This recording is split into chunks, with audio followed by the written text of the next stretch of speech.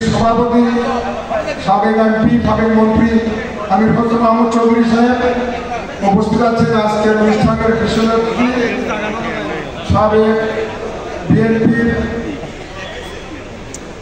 সাধারণ সম্পাদক এবং ছিলেন ভক্ত সাহেব উপস্থিত আছেন সাবেক মহানগর সদস্য এবং কেন্দ্রীয় কমিটির সম্মানিত সদস্য আমাদের সবার প্রিয় সংসদায় উপস্থিত আছেন মহানগর বিএনপির সদস্য নাজিবুর রহমান এবং বিভিন্ন চট্টগ্রামের প্রেস ক্লাবের সম্মানিত সাধারণ সম্পাদক অতি ভাই উপস্থিত সাংবাদিক ভাইরা প্রিন্ট ইলেকট্রনিক মিডিয়ার সাংবাদিক ভাইরা এবং উপস্থিত সংগঠনের আপনারা জানেন আমরা গত 7 জুলাই 2024 সালে আমরা দায়িত্ব তুলে ধরেন এবং আমাদের বিশেষ করে সমাজের যেসব অবক্ষয় হচ্ছে সেগুলি তুলে ধরেন। আমি মনে করি রাজনীতিকে একটা সুন্দর জায়গায় নিয়ে যাওয়ার জন্য এবং গণতন্ত্রকে শক্তিশালী করার জন্য আপনাদেরকে বিরাট একটা ভূমিকা রয়েছে। সেই ভূমিকা আপনারা লেখনের মাধ্যমে আপনারা তুলে ধরেন। আমরা আশা করব আজ বাংলাদেশে যে গণতন্ত্রের যাত্রা শুরু হয়েছে, গত 15 বছর বাংলাদেশে কোনো গণতন্ত্র ছিল না। ব্রিটিশ সরকার পুরো বাংলাদেশের রাষ্ট্রীয় কাঠামো ধ্বংস করার সাথে সাথে গণতান্ত্রিক সকল ব্যবস্থাকে ধ্বংস করে দিয়েছিল। সেই গণতন্ত্র উদ্ধারের জন্য বিএনপি গত 15 বছর আমাদের নেতা তারেক রহমান সাহেবের নেতৃত্বে, আমাদের চট্টগ্রামের বিশেষ করে আমাদের ফজলুল ভাইয়ের নেতৃত্বে আমাদের যে গণতান্ত্রিক আন্দোলন হয়েছে, এই আন্দোলনে অনেক নেতাকর্মী শহীদ হয়েছে, আমাদেরকে অনেক ভুক্তভোগী স্বীকার করতে হয়েছে। গত 5 জুলাই আমাদের ছাত্র জনতার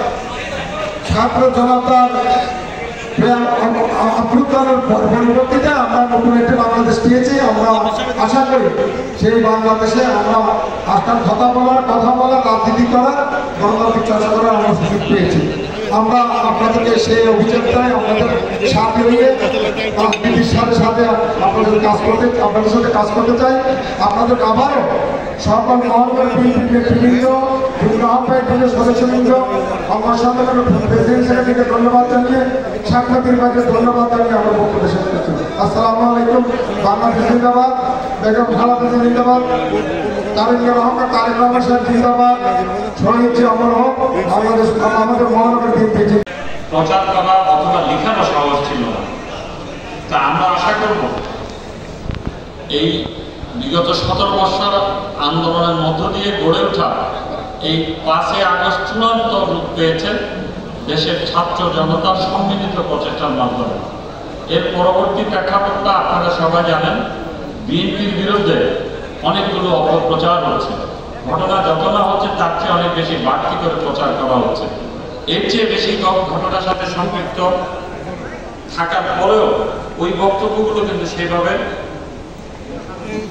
প্রচার মাধ্যমগুলোতে আসছে না। এটাও কিন্তু একটা লক্ষণীয় বিষয় এবং দুঃখের বিষয়। আমি আজকের এই অনুষ্ঠানে এখন প্রধান অতিথি জনাব আমির হোসেন মাহমুদ চৌধুরী, জাতীয় স্থায়ী কমিটির সদস্য, যিনি বাংলাদেশ জাতীয়তাবাদী দলকে আন্তর্জাতিক পর্যায়ে নেতৃত্ব দিচ্ছেন, আমাদের চট্টগ্রামের কৃতি সন্তান জনাব আমির হোসেন মাহমুদ চৌধুরীকে তার প্রধান অতিথির প্রারম্ভিক বক্তব্য রাখার জন্য অনুরোধ করছি।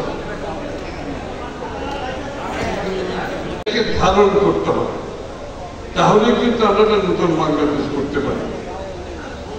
এটাকে মাথায় রেখে আমি বলছি, সেই পরিবর্তনের যদি আমরা একটি সত্যিকার অর্থ নতুন বাংলাদেশ করতে চাই, তাহলে আমাদের গণতান্ত্রিক প্রক্রিয়ায় ফিরে আসতে হবে। আমরা আন্দোলন করেছি 16 বছর কি জন্য? বাংলাদেশের মানুষের মালিকানা ফিরিয়ে দেওয়ার জন্য। এবং মালিকানা ফিরিয়ে দেওয়ার মূল বাহক হচ্ছে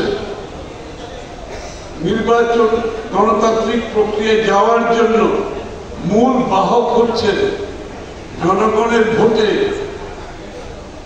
একটি নির্বাচিত সরকার, একটি সংসদ। যারা বাংলাদেশের মানুষের সেই আকাঙ্ক্ষা, সেই মনোবাসনা যেটা জেগেছে সেটা পূরণকরণের পথটা হচ্ছে একটি গণতান্ত্রিক অর্ডারে গিয়ে একটি নির্বাচিত সরকারের মাধ্যমে সংসদে সরকারের যে পরিবর্তনের কথা আমরা বলছি সেই পরিবর্তনটা নিয়ে আসে। এই পরিবর্তন করার জন্য আর দ্বিতীয় কোনো পন্থা নাই। আমি আবার রিপিট করছি, এই পরিবর্তন আনার জন্য দ্বিতীয় কোনো পন্থা নাই। আর যারা দ্বিতীয় পন্থার খোঁজে আছে তারা বাংলাদেশের মানুষের ত্যাগের বিরুদ্ধে কাজ করছে। বাংলাদেশের মানুষের যে 16 বৎসরের জীবন দিয়ে যে ত্যাগ করেছে সেটার পরিপূর্ণতা আসবে একটি সুষ্ঠু নির্বাচনের মাধ্যমে, একটি সুষ্ঠু সংসদ, একটি সরকার গঠন করবে যারা মানুষের সেই আকাঙ্ক্ষা পূরণ করবে। আকাঙ্ক্ষা পূরণ করার যাদের কাছে ম্যান্ডেট থাকবে, আকাঙ্ক্ষা পূরণ করার জন্য বাংলাদেশের মানুষের সিদ্ধান্ত তাদের কর্তব্য হতে হবে।